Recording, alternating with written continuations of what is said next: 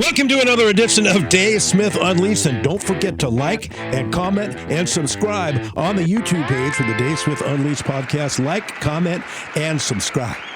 You know, it's getting to the point, with this latest news, and now we've got a baseball gambling scandal. We did a couple of shows recently about the NBA scandal with Terry Rozier and Damon Jones and Chauncey Billups and the like. And if you've ever watched the Kansas City Chiefs game, I think we would all agree the NFL games probably aren't all on the level either. But my goodness, is there any sport now where you're confident that the games aren't rigged or that the games are on the level? It's getting to be more like WWE wrestling with all these gambling scandals. Now here's the latest one. Luis Ortiz and Emmanuel Clase, two pitchers for the Washington Guardians, accused of taking bribes to help associates in the Dominican Republic win their prop bets based on pitches. Now, how that works, I think we all know, we're all sports fans here, and most of us wager $1 or $2 on a game every now and then. The prop bets are something where you can bet, outside of the over-under or outside of the point spread or outside of the run line when it comes to baseball. And I didn't know that you can actually bet on how fast a certain pitch will be, maybe the first pitch of the game, whether a certain pitch will be a ball or a strike. That's all the prop bets you can bet on. So I'm sure these two dumbasses, Luis Ortiz and Emmanuel Clase, they said, well, hell, we'll never get caught here. How are they going to track us? I just lost control and threw a ball. Maybe I threw a changeup. And I don't. The over-under on some of the pitches were 97 miles an hour, where you could bet a prop. So he'll throw the opening pitch at 93. His buddies win their prop bet. Then they're gambling that the next pitch will be a ball and it'll be in the dirt. Well, who's going to know otherwise? Who's going to be all the wiser? Dave Smith Unleashed, brought to you by MTS Transportations. And mention the Dave Smith Unleashed podcast and get 20% off on your next shipment for all your shipping, trucking, and freight needs. There's only one business to call, and that's MTS Transportations at 800-640-6873. MTS Transportations, 800-640-6873. Well, dumb shits, this is how you know. Because Vegas and these gambling sites are really, really good at detecting patterns, at detecting red flag, irregular betting patterns. See, and here's the thing. Vegas and gambling sites, the last thing in the world they want are rigged or fixed games, because if that happens, they lose money. They want these games to be on the level. You know how Vegas makes money? Because of the 10% vigorish. When you lose a bet, you got to pay an extra 10%. So let's say you bet $100 on a football game, and your team doesn't cover the spread and you lose. Well, then you owe 110, not 100. Now, if you win, you make the $100, but if you lose, you got to pay an extra 10% tax. That's a loser's tax. It's called the vigorish.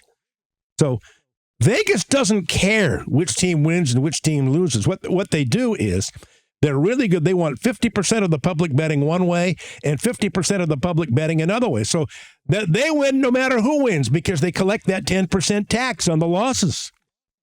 And if more money's coming in on one side, they'll adjust the point spread, and they'll keep, like if 75% of the money is coming in on a certain team, well, they'll adjust the line to entice people to bet on the other team and try to get it at 50-50.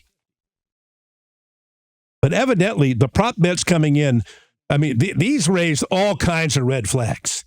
$465,000, these two dummies, Luis Ortiz and Emmanuel Clase, they're buddies who they were in cahoots with, allegedly, in the Dominican Republic.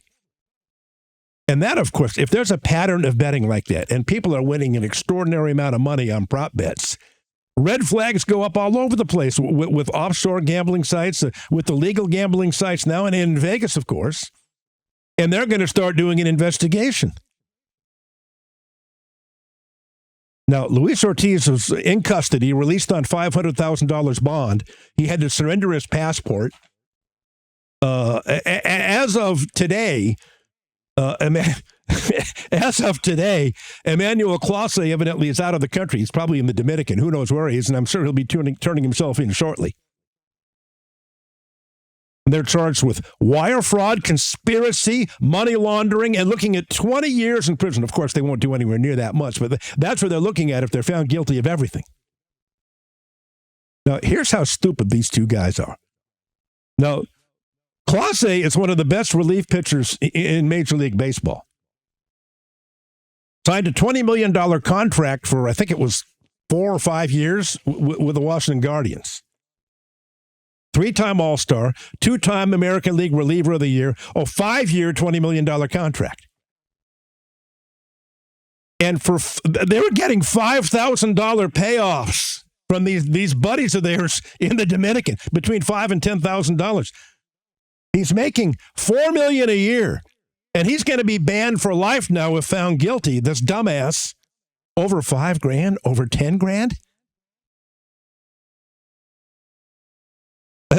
Now the other guy, Ortiz, is only making $782,000. I say only, but $782,000. Still, I think with the money he's making, it ain't worth a $5,000 payoff to get into cahoots with the gamblers.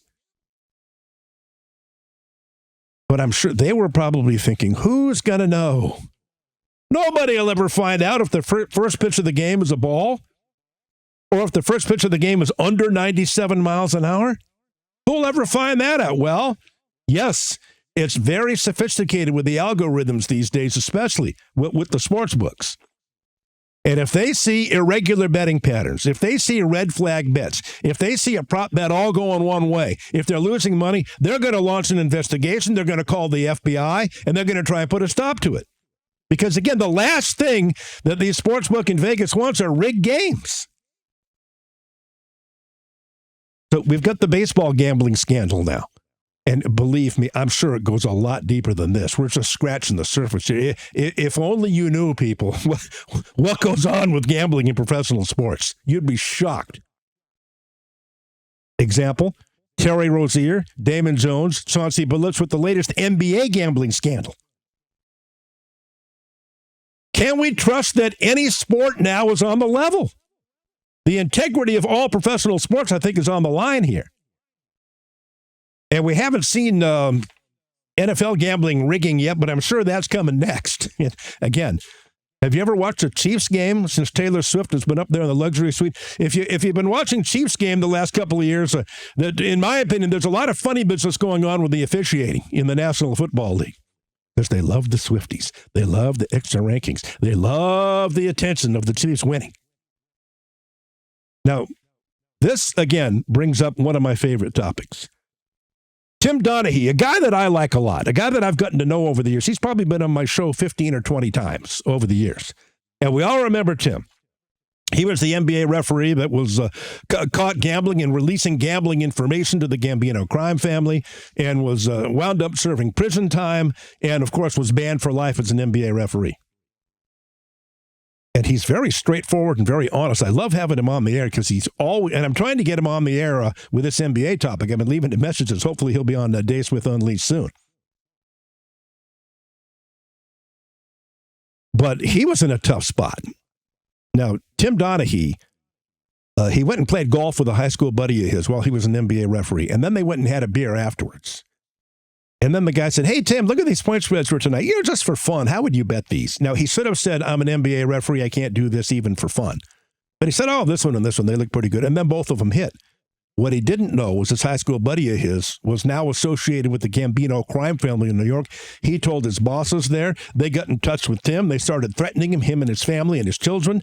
And one night he was walking into his hotel in Philadelphia on a road trip, and they stopped him right before he got to the lobby and threatened him, the Gambino. So, yeah, he was in a mess there.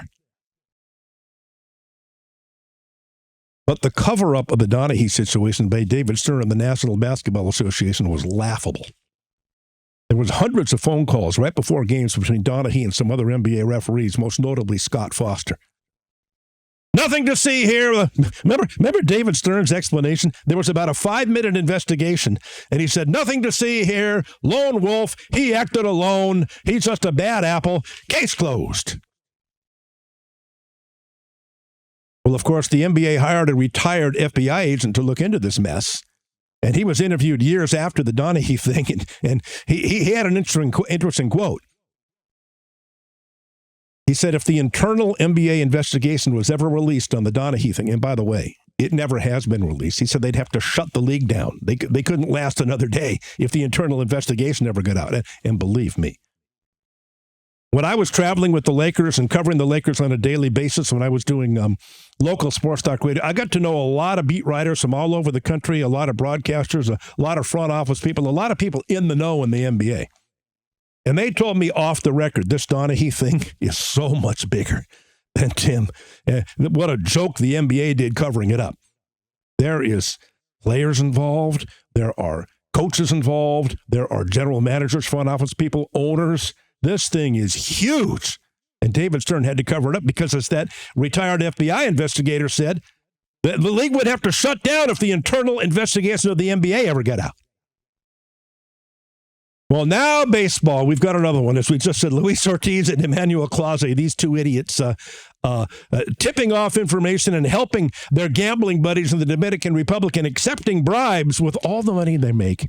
They're taking $5,000 bribes to go the under on how fast the pitch will be. And I watched the highlights. I was watching the news the other night, and they were showing highlights. These guys were throwing 55-foot curveballs, bouncing them in the dirt, bouncing them behind hitters. You got to make it look a little bit better than that. And one time, a guy bounced one in front of the plate on purpose, one of these guys. And the hitter swung at it and missed. And the gamblers in the Dominican lost their bets. And he texted one of these pitchers, and he said, "What do you expect me to do? I bounced it." He swung at it. So do you think, now I want to hear your response to this. Follow me at Dave Sportscott on Twitter, at Dave Sportscott on Twitter. And of course, go to the YouTube page and go to the comment section. Like, comment, and subscribe. I want to see your comments on this. I want to see your comments on Twitter.